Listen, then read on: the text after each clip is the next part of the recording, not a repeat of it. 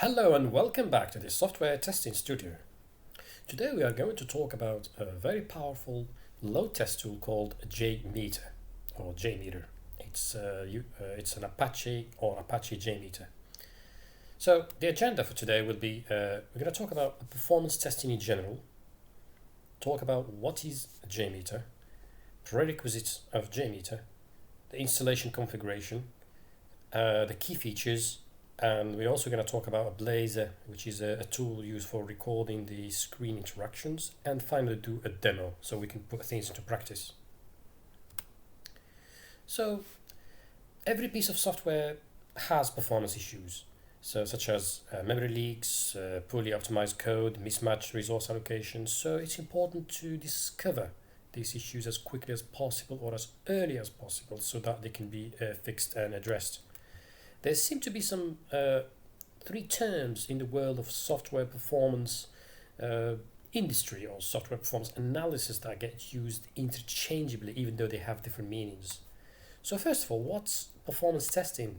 Performance testing is where we measure the performance of a site or application regardless of the load to understand its underlying metrics. So load testing is where we actually apply a simulated load in order to measure the impact of how the system performs. So with performance, we don't apply a load necessarily, but with load testing, we do apply a simulated load. And finally, the stress testing is where we increase simulated load in a system to a point where the system fails or crashes. This is important as it allows us to understand how the system would recover from such a failure. So stress testing is the extreme level of test. So what is JMeter? JMeter is an open source software which is 100% Java application designed to load test behavior and measure performance. It can be used to test performance both on static and dynamic resources, web applications. It can be used to simulate heavy load on a server, group of server, network, object to test its strength, or to analyze the overall performance under different load types. Prerequisites of JMeter. We will look at this momentarily in details. So what we need for JMeter, so we need first, because it's Java, we need to download the Java runtime. Version 8 is the minimum. We need to install the Apache JMeter, and also we need to install plugins. These are important because they allow us to display the results after the load test, because of the graphing function within JMeter doesn't allow much. The key plugins that we downloaded are the 3 basic graphs and the 5 additional graphs. Okay, so next is the components of JMeters. So we have 3 key components, thread groups, and so these are the backbone of any JMeter load test. So this is where we stipulate the number of users, the virtual users in the system, and how many iterations and all that stuff. Then we have the sampler, which is basically the instruction, which is what you give to the users. What do you want? Do you want them to do a HTTP request? Do you want them to access a specific page, log in, for instance? Listeners are basically how we display the results.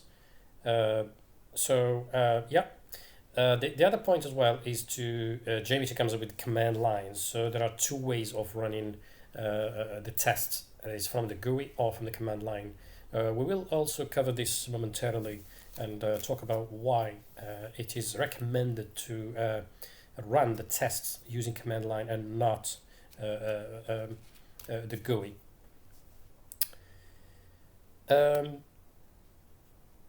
Okay, so yes, so these are basically just the list of the commands that we will be using to run the tests. So let's one more thing I'd like to mention here is the proxy. So to record a test for using JMeter, there's 2 ways of doing it. Either use configure JMeter itself as a proxy. So in that case, we need to go to the settings, so for the browser, and set it so it can point to the local to JMeter rather than just to system proxy. Or we can use the Blaze meter, which we will show you in a moment, which is an external tool. It's a Google plugin that allows us to record all the screen interactions. Okay, so let's put things into, let's put theory into practice. So this is the plan. What we're going to do is we're going to open a URL. We're going to log into this website, which is an intranet for a company. And so I'm going to show you how to use the JMeter record function. And this is where we're going to configure the JMeter as a proxy. And then we're going to use the plugin called the Blazer. We're going to assert the title once we logged in successfully, making sure that there is a title page is correct. Run the test on the GUI. Then we're going to rerun it on the using the command line. And then also we're going to examine how to use data-driven CSV file. This is the parameter, and then finally show you the results.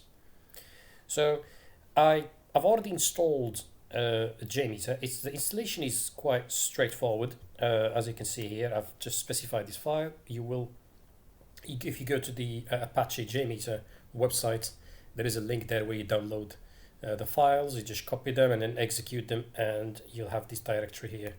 So Apache and the bin. So this is where all the JMeter stuff resides. So to start it, so all we do is we just run this batch file here, double click on it, and it will start it in the background. So this is the main, this is the JMeter application that we're going to be using. First, I'll explain to you what we're going to try and do. So I have this intranet here, and we're going to go and log in as this user here, load tests, and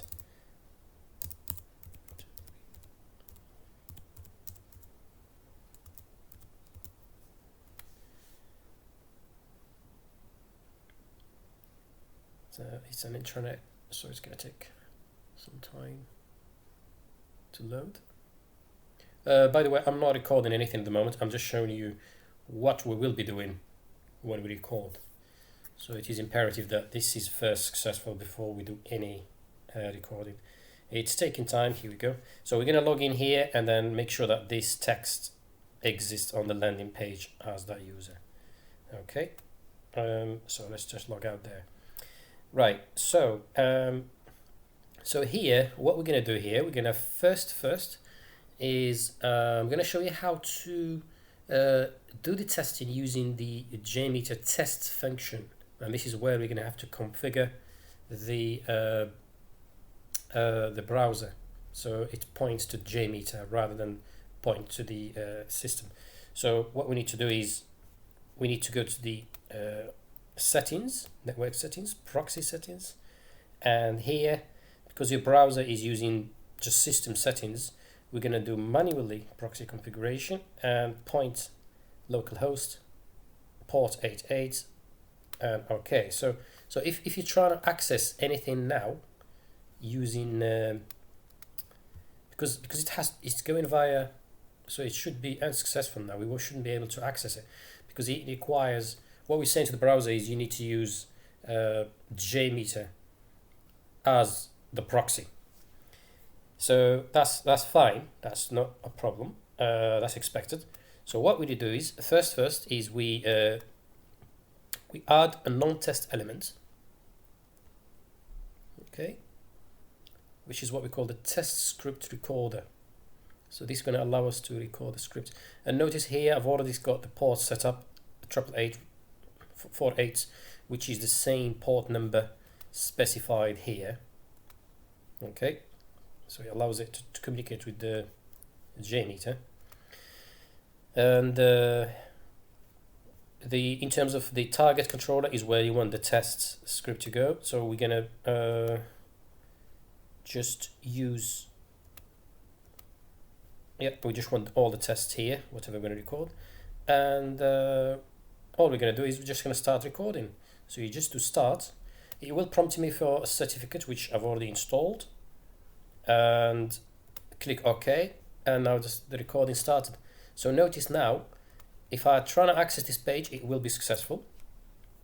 Okay, as you notice. So everything I'm doing now is recorded. So load.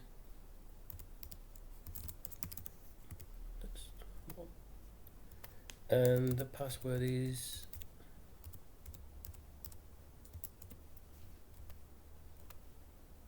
okay, and we stop that.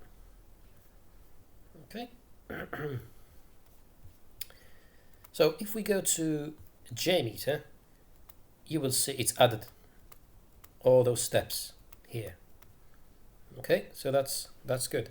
So next thing we need to do is add a thread group. So this is where we specify the users, how many we want, how many at the ramp up period. For instance, if I have, for instance, 10 users, do you want them to log in at the same time? So if you put 1, meaning that all 10 users will be launching the session at the same time, or do you want them to be, for instance, twice? So every so there will be 2 seconds for each user.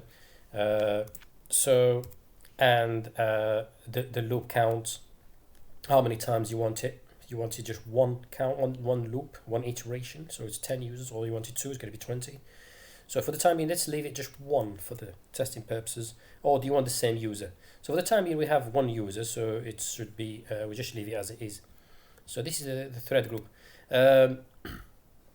Next thing we need to do is add a listener. So this is where the results are displayed. So let's just look at the result tree. So when we start the test, the result should be here. Okay, and then so let's just do a test, see if this works. So let's, okay, of course we need to save it. So I'm going to save it into this directory here, and I'm going to call it demo.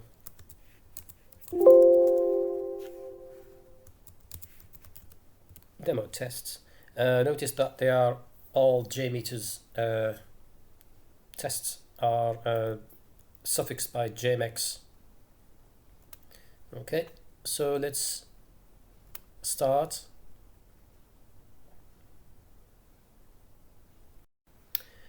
Okay, I think what we should have done is to move the script to the thread group. So this should work now, because obviously in the thread group is where you specify the users and the count. You know, if you're going to loop, or but it was empty, so I've just moved them here, and they should work now. So let's start the test. Okay, it's running in the background. Et voila, as you can see, it's both passed. So let's have a look and see what was happening here. Yeah, so it's you can see the response on the right side. One way of doing it is to use the browser. Okay, and we can look at the response data.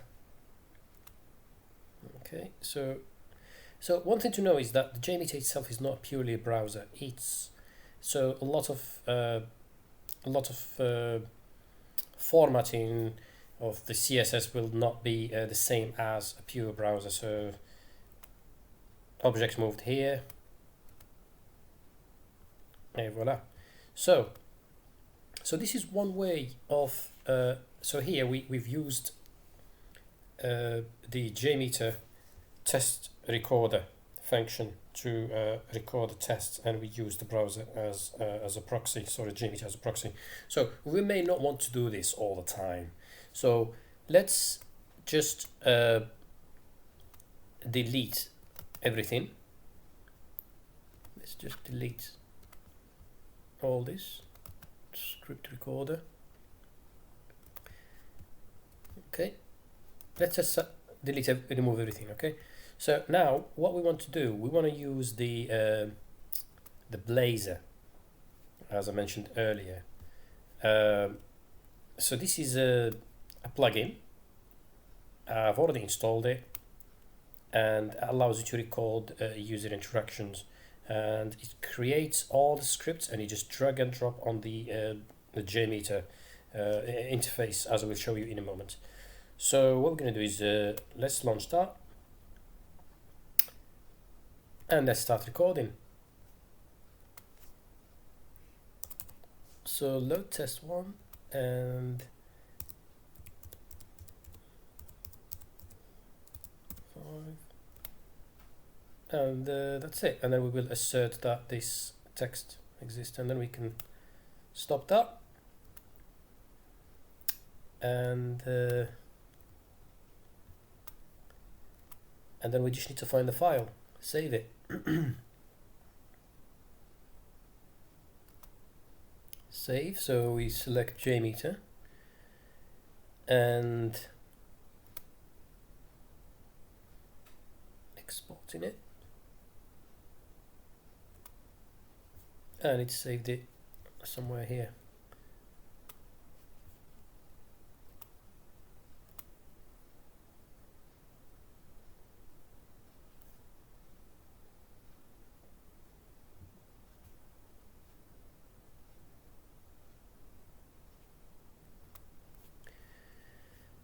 We need to find it. Okay. One reason, because I didn't specify the name. Okay, let's try this again.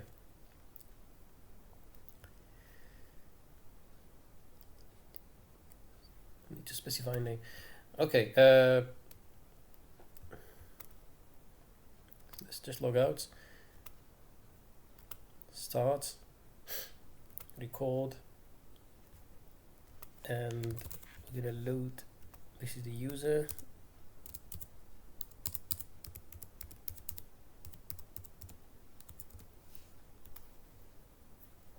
Okay, and stop it. Let's just log out and let's go. Let's find it.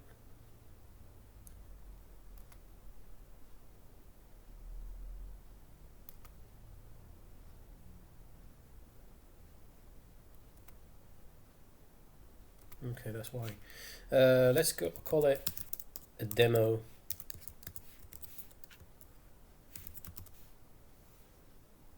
test. Okay, save that.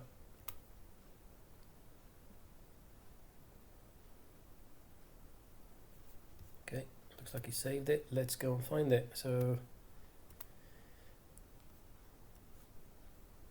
demo test, so it's here.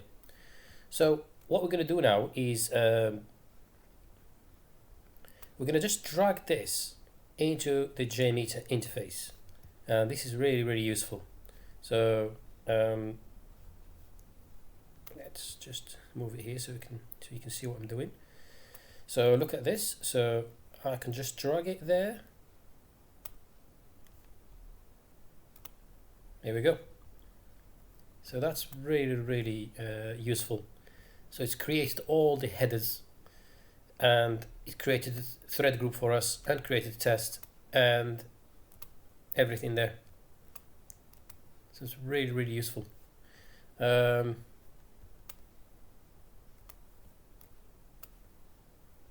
Okay, so let's run this and see if it's gonna work. One thing we need to add is the listener, so we can see the results in the tree. Thread group is 1 by default. Notice that we've deleted all the previous tests that we've recorded earlier, so this is completely new. So let's run this, and voila, it passed. Okay, so it's really good. Okay, so next thing I'd like to mention is let's look at the request. So it's a post. This is the URL, and this is it's a post method, and these are the username and passwords. Okay, and we'll talk about how we're gonna change this. We can change, because they are parameters. We can pass them as parameters to CSV file at a given point. Let's do what we need to do now is assert, making sure that a page exists, a text exists. So response assertion. What do we want to look at?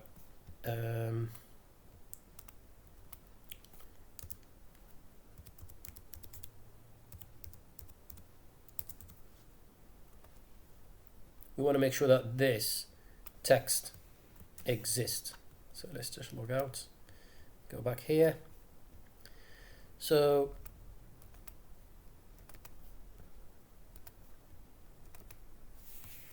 paste that, it's fine. So it's going to be text response. We want to make sure that it contains that. So the fact that we just send in a HTTP request to a page, okay, we can log in, but we want to make sure that it's actually logged in successfully, and it's actually that landing page contains this text. Okay, so let's save that and let's view the results. We can clear them. Let's start again. I'm just going to move this a little bit here so you can see what's happening. So click run, and voila, it has passed. And okay, so let's fail it. Let's do let's put something that isn't there in that landing page. Let's put S at the end and save it to prove that it's actually logged in and the assertion works.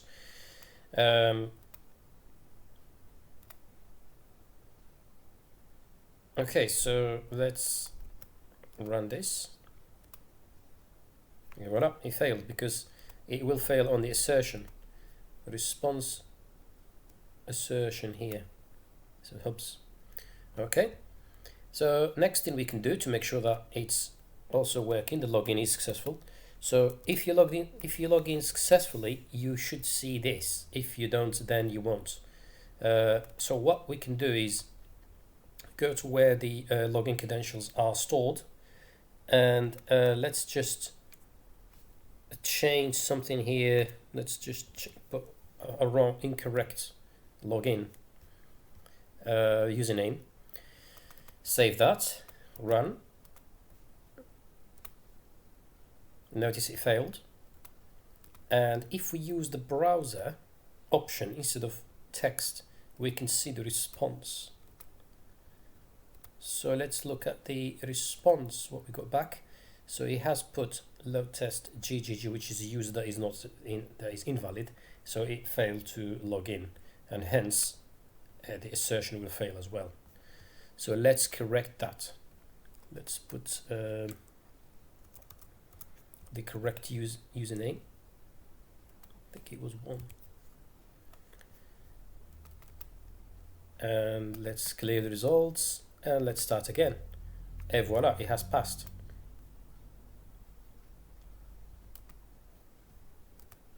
So object moved here, so that indicates that it has progressed, and it has.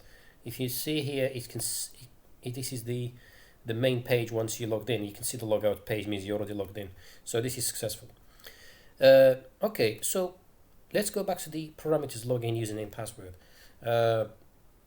Or before we do that, let's prove this is just one iteration. Let's do 5 iterations, for instance, and we should get 5 of these.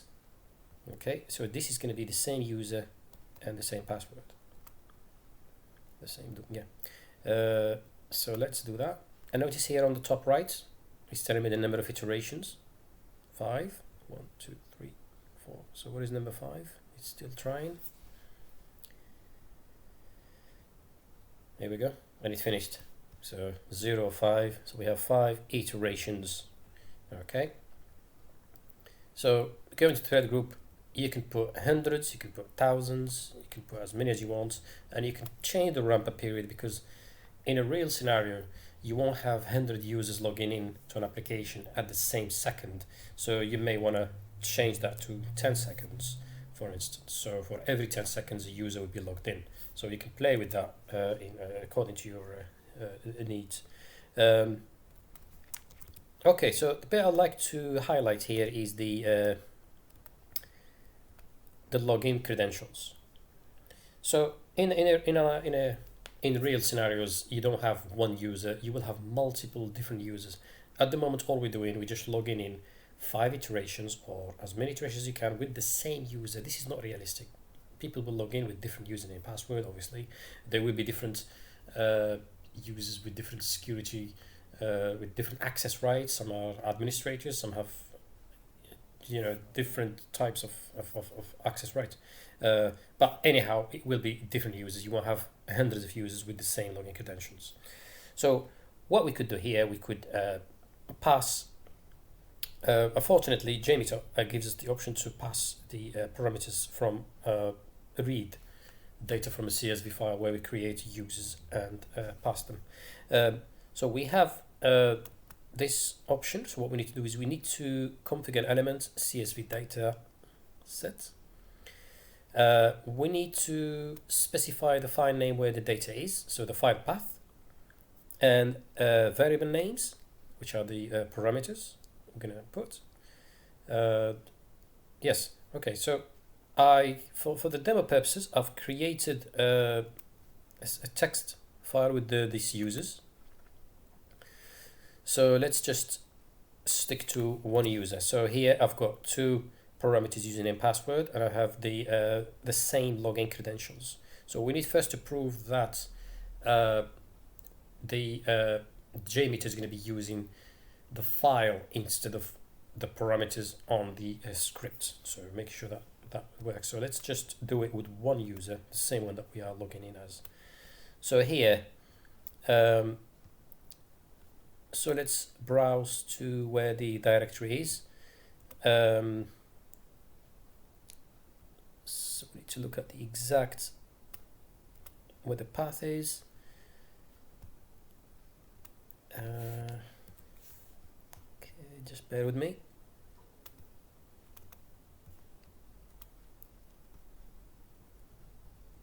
Yeah. So okay, so it's this file here, users.txt 2. So here we're going to specify the variable names, which is which are the headers. So it's username, password, and we want to ignore the first line, which is this one here. So we don't want to read this. We want to ignore it and start reading data from the second line. So that should be set to true, and these are and delimiter user, so it's by comma. So you be username, password separated by comma. Now going back here, we obviously don't need this anymore, so we're going to delete that. And JMeter language, we use this to specify the parameter name. So we do $, and put the name of the variable between brackets. The same thing with the password. So we put that's and password. Okay, so just make sure that they are correct. So username is the value, so the variable that will be passed to this file name, and this is what we're reading. We're reading the values of username and password, which is on that file, and it's set to true. So let's see if this works. So we want to prove that it's going to read from the file rather than reading it from values from the script. So okay, so let's check that. So let's clear this.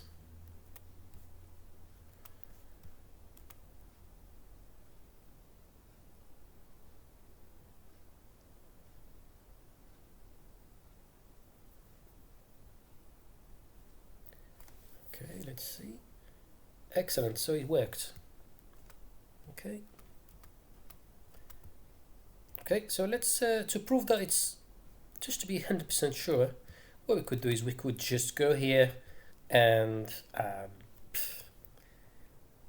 let's just change that. Change the password. Save that. Make sure that it's gonna definitely read it. Clear that. And hopefully this should fail. Et voila, it failed. And if we look at the response data, it's saying username and password is incorrect. Load test 1. Okay. And also we can also try and fail it this way. So we put the correct password, which is, and we just put something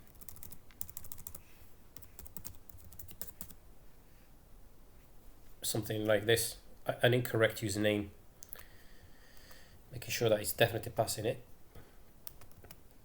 It's clear. This should also fail. And here, as you notice, if you look here, it has passed to that value. Okay. So let's just make sure that it's passed now. Let's save that. And let's go back. And it should pass. Et voila. Okay. So, okay, so that's useful. So at the moment, all we've done, we've run the test using the GUI of the JMETER, but this is not the ideal way to do it because it could be resource intensive, and yes, so it could be resource intensive. It could be issues with the memory or RAM. So the GUI should only be restricted to creating tests like we do now, and also debugging, making sure that everything works like we do. It is strongly recommended to use the command line, which I will show you momentarily, how to run the test without the front end. So once you're satisfied that you've written the tests and everything is set up config-wise, then you don't need to look at the GUI anymore. Okay, so one thing I've just forgotten to mention, and regarding the going back to the users, so we proved that with one user, so let's prove that it works with 2 users. For instance, you will probably have here multiple users. So we have another user called load test 2. Save that, and let's see, so let's change it here to be two users. Okay, and let's save that, and let's look at the results, and let's run that. There we go. So both users passed. So let's another scenario could be where second user is incorrect. Okay, so incorrect password. We want to prove that the first one will pass, the second one will fail. Okay, so here, if we run it again, let's clear that. Here we go. So user 1, it passed, and user 2, it failed. And here, look, load test 2, which is this one here. Okay, so let's put back the correct password, and let's change it now. So now it should be user 1 that failed. Okay.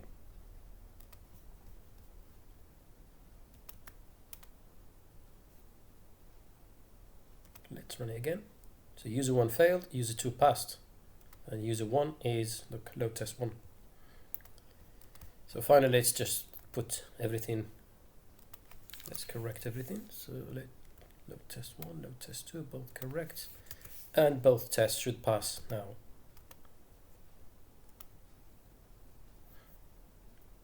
And voila. Okay, so now we've run the tests. And we have the test results, and it's passing. And let's look at how to run the test using the command line. So for this, we need to close this. We need to remember the test name, so it's demo.test JMX. So it's already saved. Let's close this. Okay, for that, we need to let's just recap on the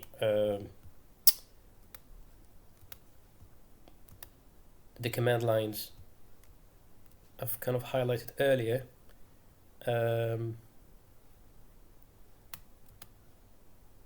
Yes, so what we need to do is we need to navigate to this directory. We're going to open a command prompt or PowerShell. So to open it in non-GUI mode, you just put the name of the batch file JMETER, then -n. If you want to specify the file to run, so we need to do -t. To save the results, -l, and name of the test results. And we also is another powerful tool for with JMeter, which is the dashboard. So it allows you to see all the results, all the graphs in a nice fashion. So we do -e-o. I've got all the list of the full command here, just to save us time. So I've got command prompt here. So I'm already on that directory, Java bin, which is this one here. And this is the file that we need to run. So we specify the batch file, the name of JMeter application. We've got the non-GUI mode, the name of the file. So this is the location of where the file is that we've created. So it should be, yep, demo test. Then L is the name where the results are. So that should be, let's call it test results demo. And then here we're saying the name of the dashboard that we want to create. Let's call it just test dashboard. So let's run this again and see what happens. Okay. Created the standalone tests. So it's executing the tests in the background.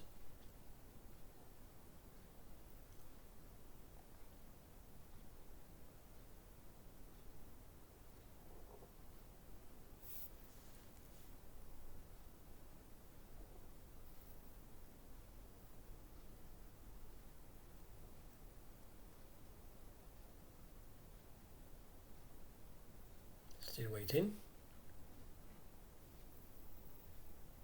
Tidying up. It looks like it's random successfully. Finished.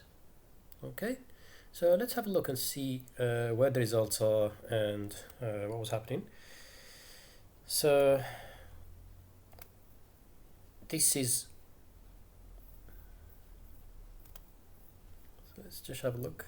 Go on top. Yeah, so it's created, look at the datetime. So it's created this the test results. We can have a look and see what's on the log. Let's just open it with the browser. Normally you would look at this using the we're going to look at the dashboard, which is quite more user friendly, but it shows you here that this is what was happening in the background. The most interesting bit is the dashboard. It should have generated one. So we create a folder.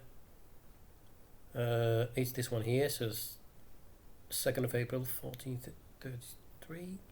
So if we look there, created a lot of things, and we can just look at the HTML page. Quite a nice graph, a lot of graphs here. So it's give us all the results and all the charts. As you can see, response time, throughput. So it's really useful to see what's happening in a more user-friendly fashion. and then you can look at these and obviously analyze them and identify if there are any problems and pass them to development to further investigate. So yeah, so that's it for now. I hope you enjoyed this training session, and as much as I enjoyed creating the content for you. And if you have any questions, comments, or constructive feedback, please leave them below. And thank you again for watching it. Until next time, goodbye.